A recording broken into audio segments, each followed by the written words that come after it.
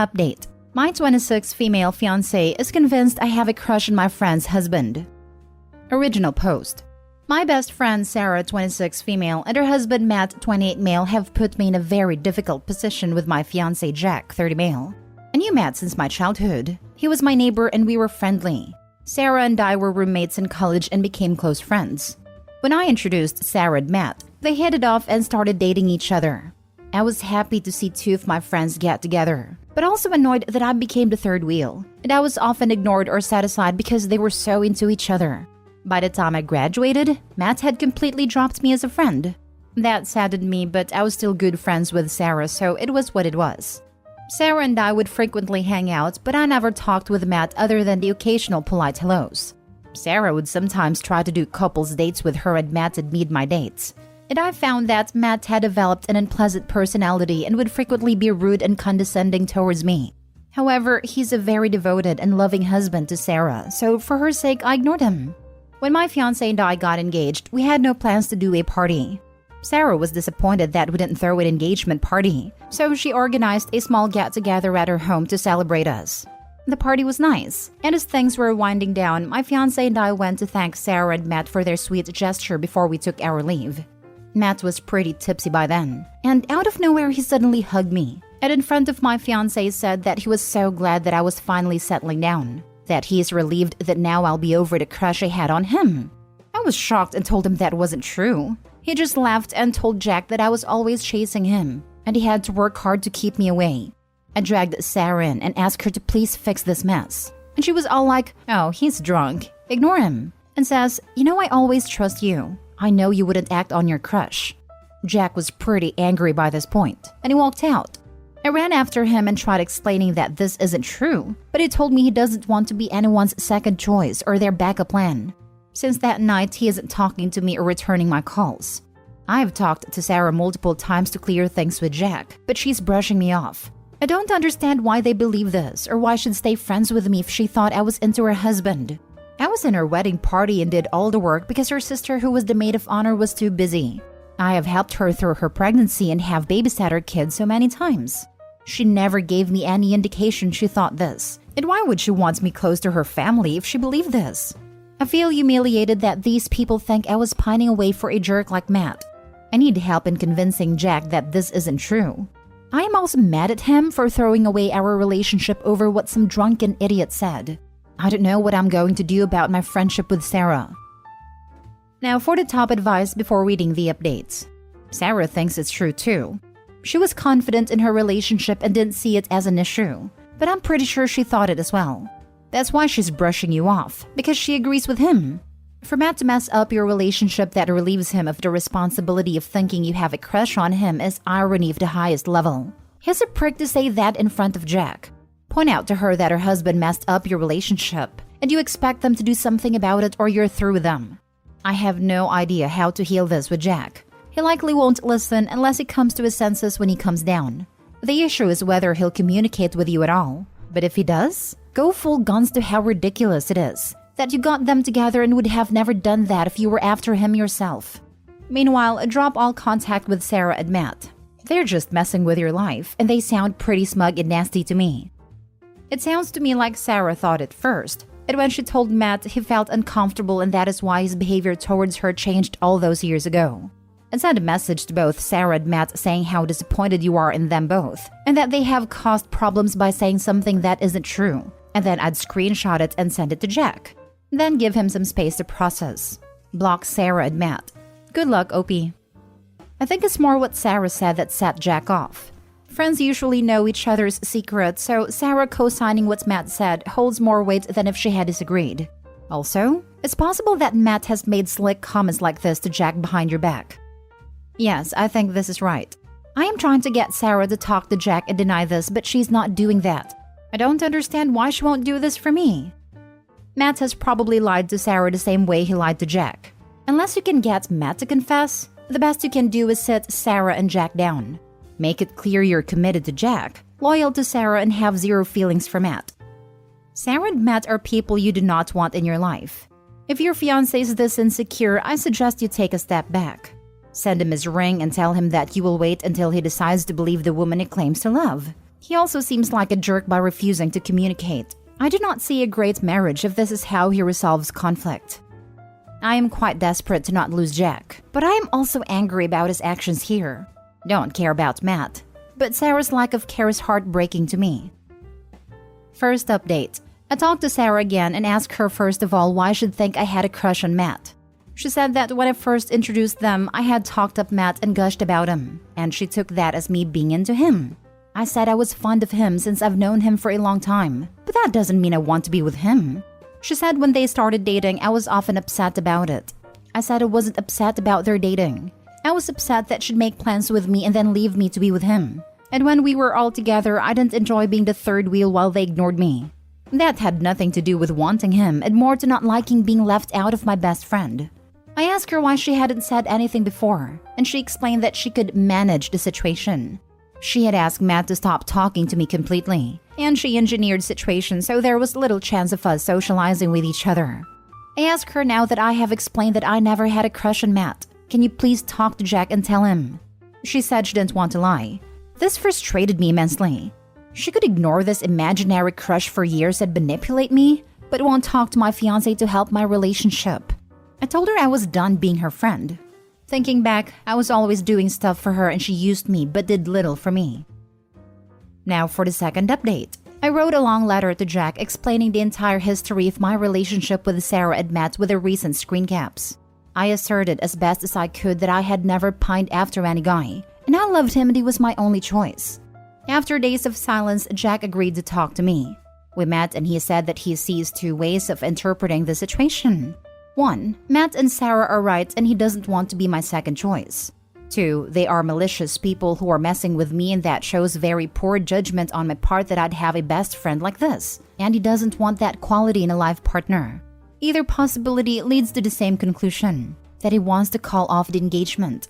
He reminded me that I had represented Sarah as one of the most important people in my life, that I'd jump up and help her all the time. I had once canceled plans with him to take care of her kid when the baby was sick. It had irked him, but he had seen it as me being caring and nice, but now he's seeing all that in a different light. I cried and begged him to not end our engagement, but he wanted a break for a while. I thought over what he said for a few days, and came to realize that he was right. I was a clingy friend and a doormat. I never even saw how much one-sided my friendship with Sarah was. I was a doormat with Jack too. I didn't want to get married or have kids this early, but agreed to his timelines. I gave up exciting job opportunity with more money because he didn't want me traveling for work. I love him, but I need to fix myself and be stronger. I gave back his ring and ended things. I returned all the gifts he gave too. He was offended by that, but I didn't feel good about keeping the very expensive things he had given me. He makes a lot more than me and was very generous with what he gave me, but I can't keep that now. Sarah was quiet for a while, but then started calling me. I ignored a lot of her calls. But this morning I answered her call and told her about the breakup. I was looking for sympathy from my old friend, but she was more interested in knowing if I was still going to watch her kid while she and Matt went on an overnight trip. She got pretty angry when I said no. I have blocked her now. I've lost my fiancé, my best friend, and my relationship with my nephew whom I adored, all in one go. But still, I am thankful for the comments that showed this wasn't something I could fix and helped me rip off the band-aid and walk away from this mess. Damn, Sarah's such an awful person. People are also glossing over the fact that apparently Sarah thought Opie had a huge crush on Matt before she and Matt had even met. So from Sarah's point of view, her bestie gushes about some guy she's known for ages and has a crush on. Sarah then continues to date the guy her friend is crushing on, and then purposefully destroys their decade-long friendship because she's uncomfortable with Opie's crush. Maybe if you can't handle your friend having a crush on your partner, don't pursue someone you know your friend has a crush on. This is Friendship 101. Don't go after the guys/girls that your friends like. If you do decide to do so, then don't have the nerve to then get upset about it as if it's anyone's fault but your own. What's the odds Sarah's marriage breaks down soon after she actually realizes that Opie was never into Matt, and she didn't win anything by getting with him? I can't set odds well, but I do consider myself a betting person from time to time, and I'd bet that what you're thinking is right along the lines of what I'm thinking. How much of the friendship between Opie and Sarah was ever actually a real friendship, even from the start? Because it kinda sounds like Sarah gets off on the idea of having her best friend's crush as her own, so to speak, and lording that information over everyone. Even ignoring all the backstory, imagine telling your best friend, "My fiancé and I broke up. Sorry I can't watch your kid right now," and them getting angry about it. Add in the "we broke up because of you," and that makes it 100 times worse. It's all fun and games until you lose your free babysitter. Yep, my best friend shat on me completely and I finally snapped and said no babysitting, and never spoke to her again. It was a huge weight off my shoulders though. Poor Opie. I've seen it before, but if you act like a doormat person, then you find yourself with people willing to take advantage of you. I hope she can work on herself and stand up for herself in the future. Hopefully without developing major trust issues too. This kind of situation can really mess with people. My ex-best friend who slept with my ex-girlfriend 3 years ago has gotten into contact with me. Hi, firstly, sorry this is my first time ever coming here about something, so I hope this gets somewhere.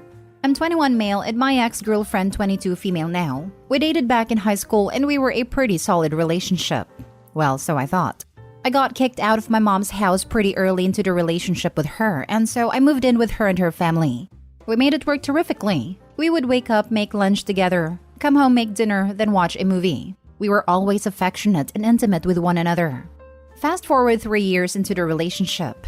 I started hanging out with my best friend at a time, 23 male, for weeks on end, because me and my girlfriend were having problems communicating and being at home together, so I would stay at his. My ex-girlfriend asked to come stay over one night with us at his house, and we were more than okay with that. And when she came over, we all hung out as normal and everything. 2 weeks down the track, me and her both are pretty much staying at my best friend's house every day by this point, because we threw parties and everything. And they would go running off together somewhere when I'd be drunk and asleep in another room. I would catch them out a couple times for acting weird or being quiet the minute I came in the room. One night after my 18th, we threw a small get-together at my best friend's house for myself and to celebrate, and kind of get over the fact that my girlfriend broke up with me 8 hours after my 18th. And about 6 hours before this party, she came to the get-together and everyone who was invited stayed in a room with him and my ex-girlfriend while I was sitting outside drinking by myself. This night, both my best friend and my now ex-girlfriend asked me if they could have a night alone away from me and all the drama that had been going down. I didn't say no and agreed.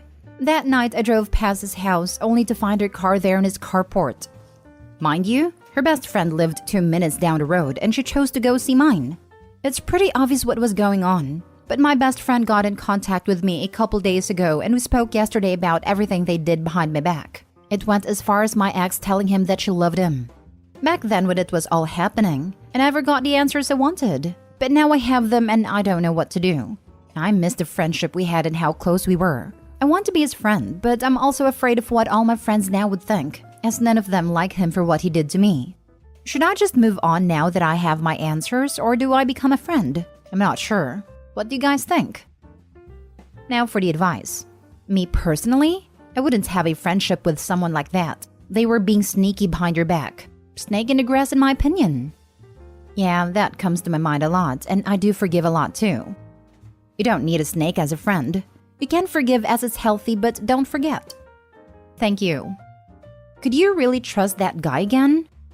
I don't think so. Not completely anyway, and definitely don't think I'd be able to trust him to even be near or know what a future partner looks like. Why would you invite that dishonesty back into your life? He had a chance to be a good friend when you needed it and valued access to your ex more. He is not to be trusted. In life, you need to rely on others, and you need to have trust. It is too precious to waste on crap heads. I never seen it as inviting dishonesty, because he's the one that contacted me and wanted to talk about what happened and give me answers.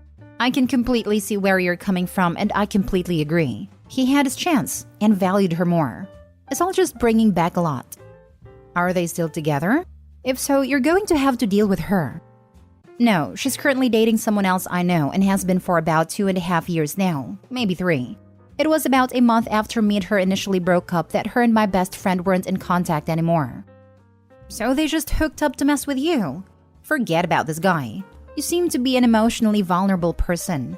You became friends with him very quickly, and you're thinking of forgiving him.